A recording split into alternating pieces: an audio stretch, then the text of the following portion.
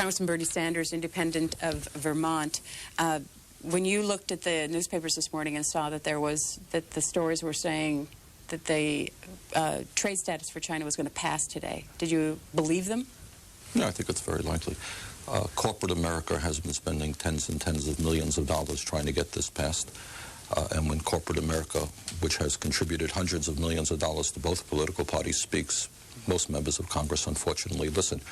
That's the reality of American politics today. It's not good, but that is the reality, so I'm not surprised. Do you think that there was ever a time in which your side could have won? I don't look at it like that. I think that basically we have a country now where most people have given up on the political process. You know, most people no longer vote. We have a great divide between the wealthy and the poor. Many of our people are working longer hours for lower wages, and I think that this trade agreement is a bad deal for the American working people. And I think the heart and soul of what this agreement is about, and the reason that corporate America is putting so much money into it, is ultimately what they want to see is our workers forced to compete against the desperate people in China who work for 10, 15, or 20 cents an hour. So what will happen is there will be an acceleration of our trade deficit where companies in this country will close down their plants, take their plants to China, and have a climate in China where you're paying people not only starvation wages, but these people who stand up for their rights in China, who want to form a union, for example, they get thrown in jail. If they protest against government policy, they get thrown in jail. So I guess for corporate America, that's a great place to do business. You can hire people for starvation wages. They can't stand up for their rights. You can pay them substantially lower than you can pay American workers. So I can understand why corporate America is spending so much money trying to get this agreement passed. But I think what we should understand is that right now, today, the trade deficit with China is $68 billion. It is costing us hundreds and hundreds of thousands of decent-paying jobs. And the estimate is that if this permanent trade agreement goes through, that trade deficit will only accelerate and grow wider. You know, I hear a whole lot of talk about how the economy is booming. But the reality is that today, for tens of millions of American workers, they're working longer hours for lower wages. And in fact, the economy is booming for the people on top. So we now have the wealthiest 1% of the population owning more wealth than the bottom 95%, and the greatest gap between the haves and the have-nots of any industrialized country. So I think that for ordinary people, this is a bad trade agreement. I can understand why corporate America likes it. For them, it is pretty good. But when we look at who's fighting this issue, you find that corporate America is on one side. You got trade unions representing 15 million workers on the other side. You have environmental groups who are very concerned about what's happening in the environment in China, what that means for the world environment.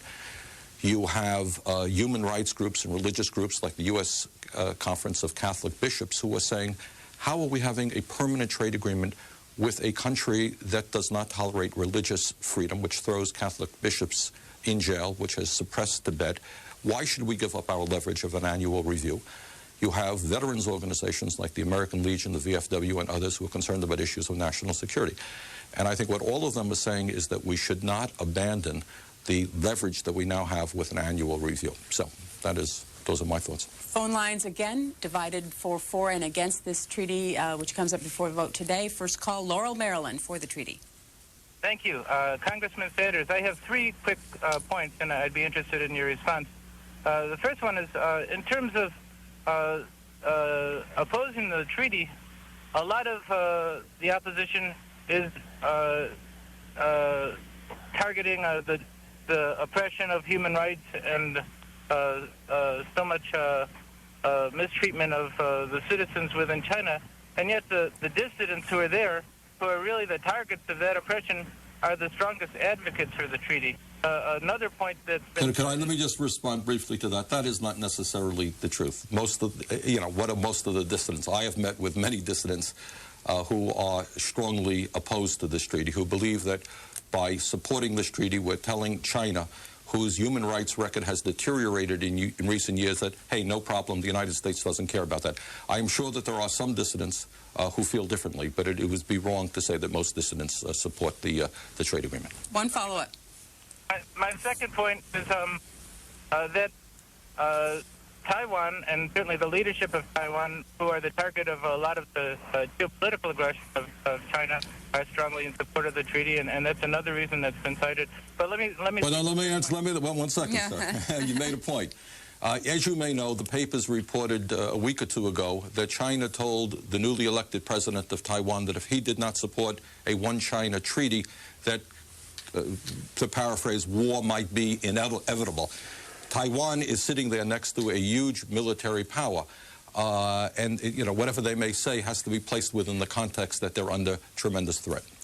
Wellington, Florida, you're next, against the treaty. Thank you. You have to turn your television set down and you're on, sir. Go ahead. Thank you. I'm against it basically because I know that once you give somebody permanent status, you give them immunity from reversal. And once you do that, immunity equals impunity. I'm a victim of it in my own country here. Thanks, caller. Is there any way to change this if it Sure, goes? the United States Congress can do whatever it wants to do whenever it wants to do. But basically, what we have had up until now is a situation where every year there was a debate on whether or not we should grant normal trade relations with China. And that meant that we had some leverage. That people would say, well, wait a minute, why should we do this when human rights situation is so bad? Why should we do this when we have such a huge trade deficit? Basically, right now, and people have got to understand this, we have a $68 billion trade deficit with China. That is the largest trade deficit that we've ever had with any one country in our history. It is a disaster. It gives people the opportunity to say, wait a minute, this policy is not going well. All of us believe in trade, but we believe in a trade which works well for us or works well for the other party. I think the trade agreement with China now is a one-sided agreement working primarily well for China. But giving up that leverage is bad public policy in my view. St. Petersburg, Florida, for the treaty. Hello? Morning, you're on the air. Yes, I'm for it in some respects, but I think they should have a standardization of any product that they bring into this country for consumers, because a bunch of junk is coming in from some of these countries that's not worth the money that you pay for it. And it's going to fill up our junkyards, for one thing. The products do not hold up sometimes because they are inferior. And I think they should standardize to a degree, at least, some of the products that they bring into this country. Because Thanks. Congressman Sanders. Well, people have the right to purchase whatever they want to purchase. My concern, again, is that this is a trade agreement that is just not working well. The reality is that we have lost hundreds and hundreds of thousands of jobs because companies have taken their plants to China. People may not know this, but virtually every American corporation that we know has invested very heavily in China. We're talking about tens of billions of dollars investment. They're not investing in the United States of America. They're not creating decent paying jobs here.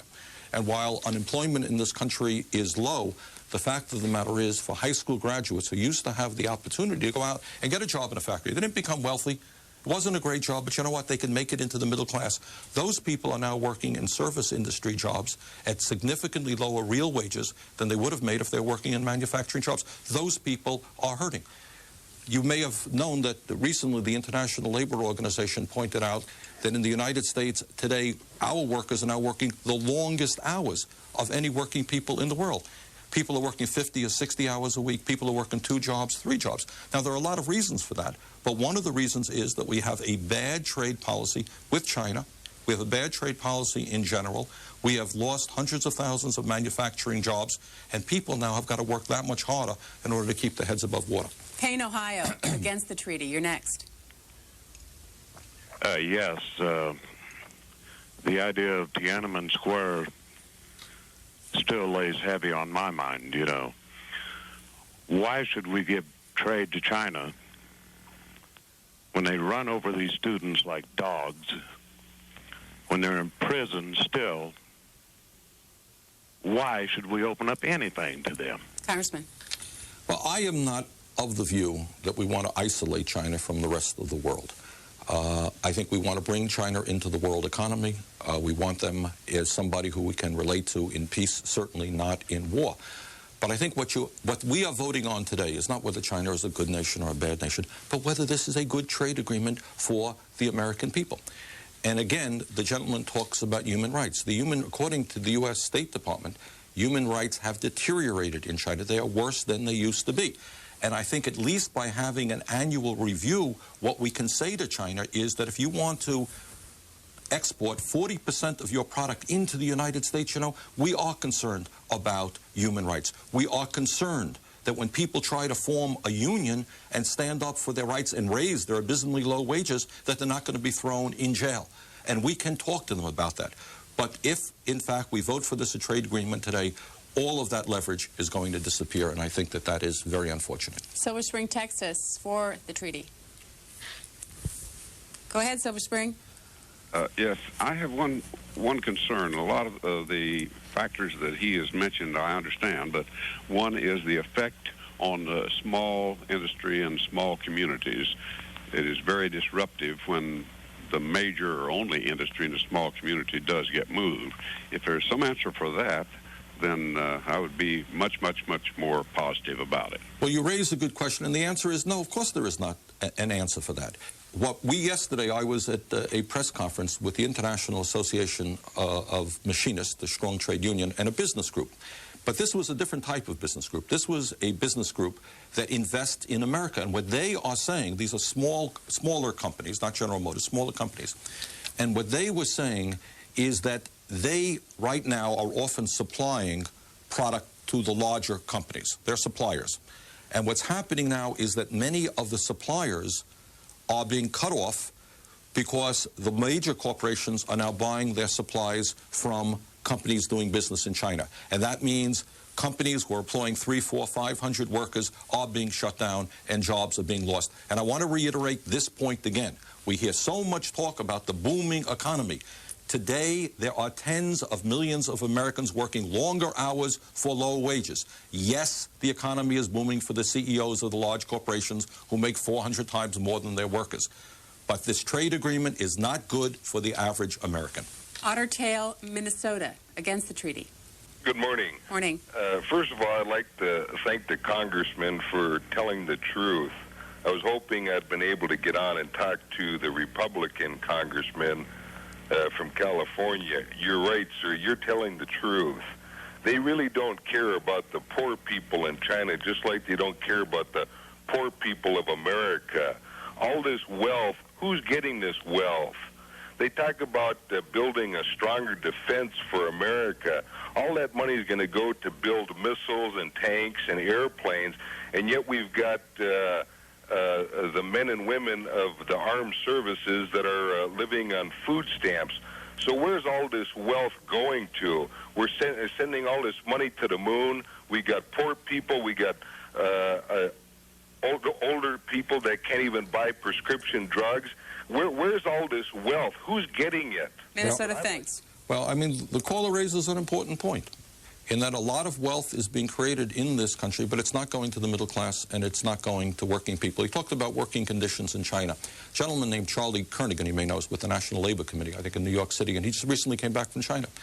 And he was talking about American companies in China hiring people, usually women, young women from the rural areas, who are least able to stand up for their rights. These women, in some cases, were working 7 days a week, 12 hours a day, for 10, 15 cents an hour. They slept in dormitories. They needed passes to get out of the factory complex. They were living in virtual slavery and being in factories owned by American corporations. And I think after all is said and done, that is what this issue is about. It is companies not wanting to pay American workers a living wage and taking advantage of the desperate economic conditions in China and the political conditions. I suppose it is a good place to do business if workers can't stand up and fight for their rights, that they can't form unions, that if they protest their low wages and their abysmal working conditions, they get fired. But I think that says a heck of a lot about some of the multinational corporations who are exploiting the people of China in that way. Louisville, Kentucky, for the treaty. Thank you for C-SPAN. I love it. First, I'd like to make a point that's not exactly on the issue, but it is. The gentleman on today mentioned the fact that the divide between rich and poor in this country is growing. Well, I suggest one way to end that divide is for the people of this country to stop electing millionaires and start electing people to office.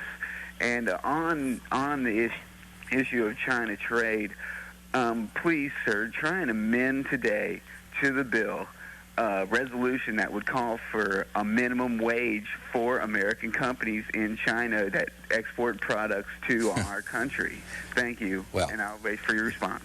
The caller makes two very good points, and he's talking about millionaires in the political process, and he's absolutely right. We have, I think, 25-30% of the senators are millionaires and many people in the House, but it's not just those. It is the fact that if you examine where the money is coming from in terms of support for this legislation, it's coming from, no one denies it, it's in the papers. Every large multinational corporation is pouring huge sums of money. They're contributing hundreds of millions of dollars to both political parties. The caller then makes a suggestion. He says, well, what about demanding that American corporations pay at least a minimum wage in China? Not a bad idea. Let me tell you something.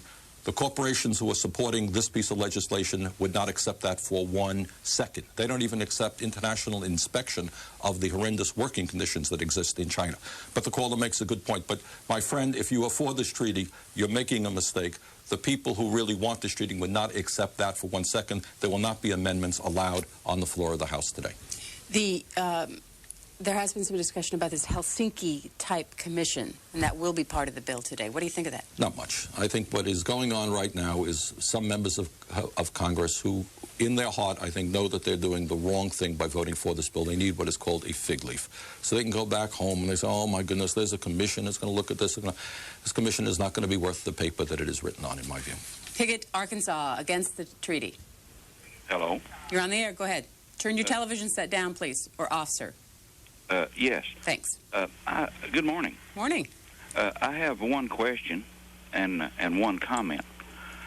My question being is, given the average annual income of the rank and file of the Chinese people, exactly what kind of an American car are these people planning on selling them? I'd be interested in one of those myself. And my comment is given the vast majority of the American people that are against this treaty, where does our representatives that are, quote-unquote, supposed to be representing the will of the majority of the people, going to find the votes to get this treaty without committing what would amount to treason, from my perspective? Thank you. Caller raises a very interesting point, dealing with the automobile. If you work, just do the arithmetic yourself, but if you're working in a plant in China and you're making 10, 15, 20 cents an hour, are you really going to be buying an American automobile? You can take out your calculator and figure how many decades you would have to be working without eating or paying rent to buy that car. It's absurd. They're not going to be buying the car.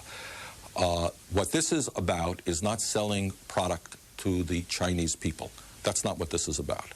What this is about is American companies having the ability, the increased ability to do business in China, manufacturing their products there and selling them back into the United States. You can imagine now China is like a 51st state where all industry goes, where wages are horrendously low, and then they can just bring the product into the United States tariff-free.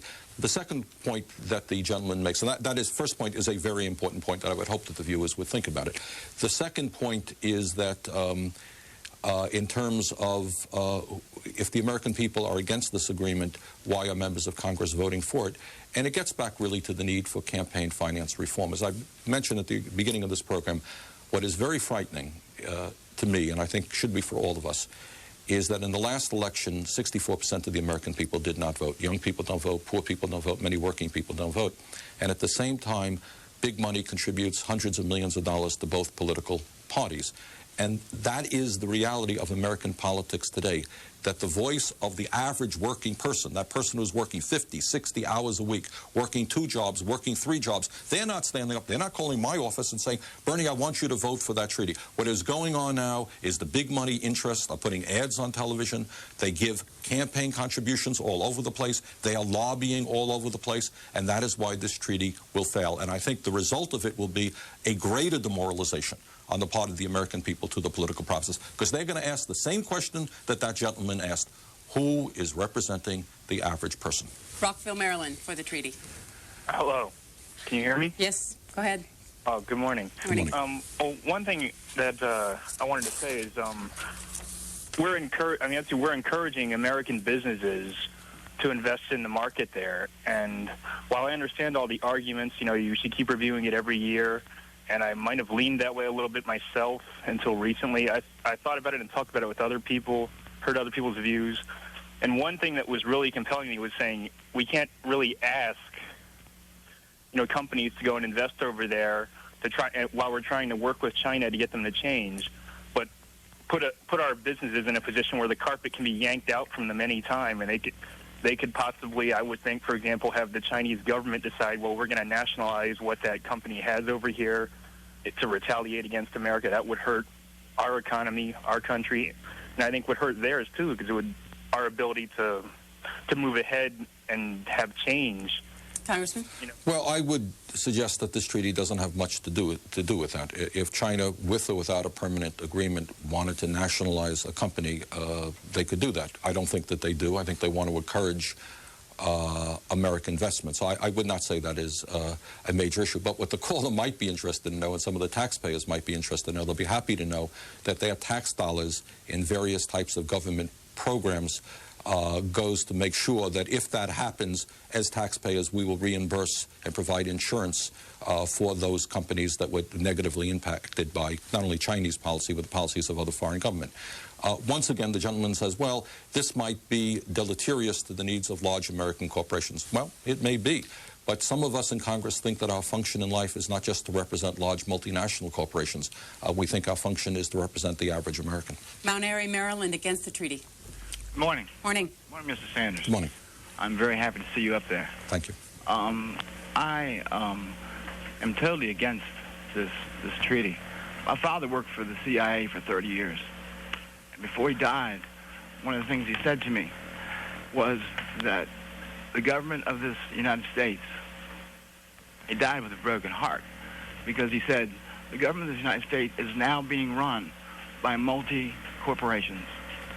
And he says, beware, my son, because what's going to happen is in about 10 years, China will be the main thing that's going on. Because what's happening in the CIA right now is, he just told me the technical things, I'm not going to go into it, but he said, we're going to have a treaty with China. Now, it's 10 years later, and we're having a treaty with China. I said, and my father was in China in 1945 during World War II, and he stayed with that treaty. And the management of this country is getting so bad, and the people who manage, or you are the managers, we are the people who vote you in to manage this country. And when you start listening to multi-corporations and not to the people, it concerns me very much. Thanks, Marilyn. Well, I would agree with the last point that the caller made. I mean, I think the evidence is overwhelming. A couple of months ago, the Congress, in its wisdom, decided to pass a tax bill. 73% of the tax breaks went to the richest 1% of the population, the people who need it the least. Meanwhile, we have not been able to raise the minimum wage to keep pace with inflation. We have 44 million Americans who have no health insurance. We've been unable, being the only industrialized country on earth, not to pass a national health care system. I think the evidence is pretty overwhelming that the Congress of the United States, which takes huge amounts of campaign contributions from big money, ends up, by and large, representing the people who have the money and not the middle class or the working class of this country. Levittown, Pennsylvania, for the treaty. Good morning, gentlemen. Good morning. My understanding of basic communism, socialism, is that they take over the means of production, that is, factories and so forth. What we're going to do is build them factories, train all their people, and then they come up and say, we're going to nationalize everything. And, well, it reminds me of another thing in communism. There's something about the capitalist will supply the rope that the communists will use to hang them. And I think that's what we're doing. This guy is for the treaty? So he said. Well, sir, I would hope you would rethink your view on the treaty, because the point you've just given is an opposition to the treaty. I think there is a concern, without going to all the details that he says, is One of the areas that some of the veterans groups and members of Congress have been pointing out is the issue of national security, is that to the degree that we are providing technology for China that could be used militarily and that they are helping countries like Iran and other countries that might at some point be adversaries, we hope not, but could be adversaries, is a problem. So let me just recapitulate my view on this. I am not a xenophobe. I am not anti-China. I want China to be in the world community. I believe we should trade with China. I simply think that people should look, people say, well, trade is always good. No, it is not always good. If the Boston Red Sox were to trade Pedro Martinez for a third-string shortstop in the Yankees, people would say, that's a bad trade. Trade, in some cases, could benefit both teams. That would be a bad trade. Trade with China could benefit both countries. The trade agreement we have now and that Congress is poised to pass today is a bad trade agreement for the average American. It is a good trade agreement for the multinational corporations. Some of us in Congress choose to represent the vast majority of the people, not just the wealthy. Have you voted for an annual trade agreement with China? Against it. You've always voted against it. Lamar, Missouri, against the treaty. Yes, good morning. Morning. Bernie, you're my man. I'll tell you, I've been a registered independent for as long as I can remember, back in the 50s, I think. Anyway, I've followed you and your career a lot, and I've heard you talk to Greenspan, and I'll tell you what, I don't know why we can't get an independent party organized. I have a letter here from Lenora Fulani. Do you know her? Not personally, no. I know of her. She's supposed to be representing the Committee for a Unified Independent Party, and I'm waiting to find someone like you that will get in there, and I don't know, you can't do it by yourself, I know that, but I'm so independent that I can't hardly stand it. I wish you could do something for us. Well, all I can say is I'm very proud that the state of Vermont had the courage to send me to Congress 10 years ago as the first independent and do it outside of the two-party system. And I think that all over the country there is a more and more alienation from the two-party system because there's the perception that both parties on issues such as this are really dominated by big money. You had thought about running for the Senate at Yes, one I did. point in time. Yeah. Decided not to? Right. Why? For a variety of reasons. As conservative as the House is, at least in the House we have a progressive caucus, and there are 40 or 50 people that I can work with who I believe are trying to represent working people. The Senate is an institution very, very heavily dominated by corporate interest. Very few strong progressive initiatives come out of the Senate, and I thought that I would be very, very uncomfortable there. Congressman Sanders, thanks for being with us this morning. Thank you for the opportunity. Appreciate it. We'll be back in just a few minutes.